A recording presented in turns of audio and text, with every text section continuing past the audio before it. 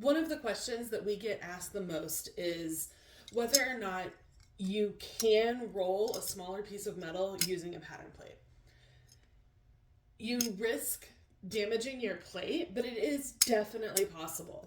So think of it like walking on like wet grass in high heels versus snowshoes.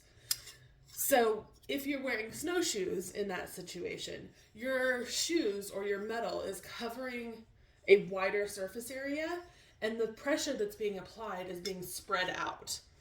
Whereas if you were wearing stilettos in that same situation, all of that pressure is focused on a much smaller part. So in that scenario, the heels would sink into the grass.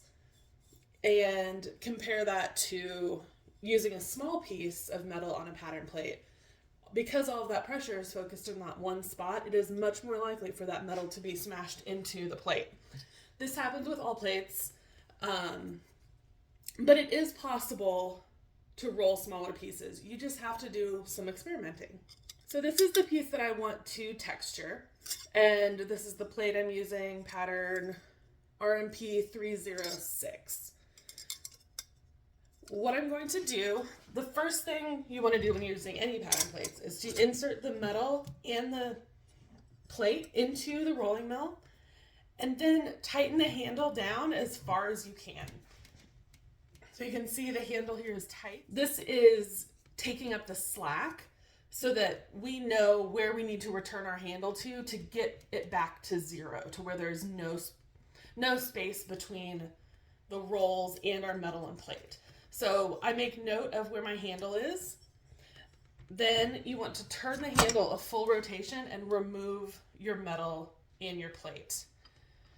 So this is full rotation. I'm going to turn it back to zero. This is where the handle was when our stack of metal was inserted into the mill. Each mill is going to be different.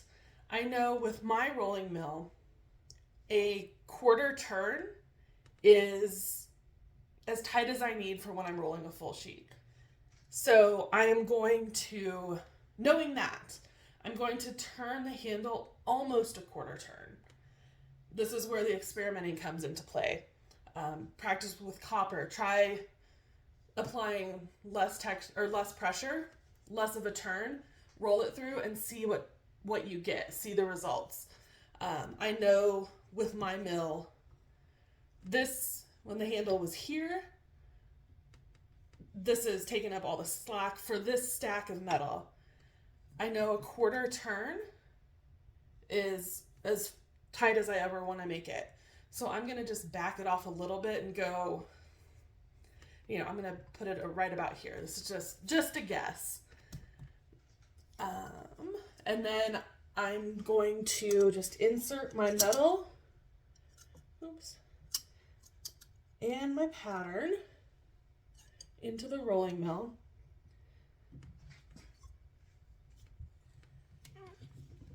I'm going to roll it through. I'm not fighting it. I'm not working extra hard. You don't have to. So here is my metal. Let me go ahead and just get this plate out. One more little bit. Okay. And you can see I got all of the texture. It's really nice. There's this shinier section where you can see where my metal was, but that is not an indentation. That is just, it's sort of burnished the surface in a way, but you can see there's no indentation of my metal in the pattern plate. And I got all of my texture. So I hope that helps. You can always add more pressure. So let's say, I don't have any other samples here, but the key thing is get your stack to zero. So before you roll anything, insert your metal and take up all the slack. Open it one full turn, remove your stack, and then bring the handle back to zero, back to where there was no slack. And then here's where the experimentation comes in.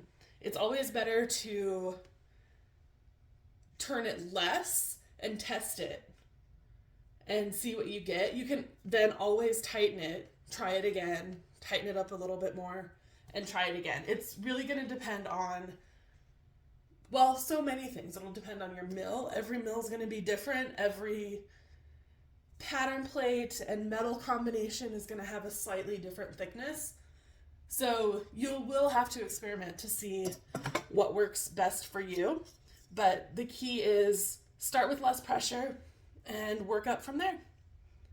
Hope that helps.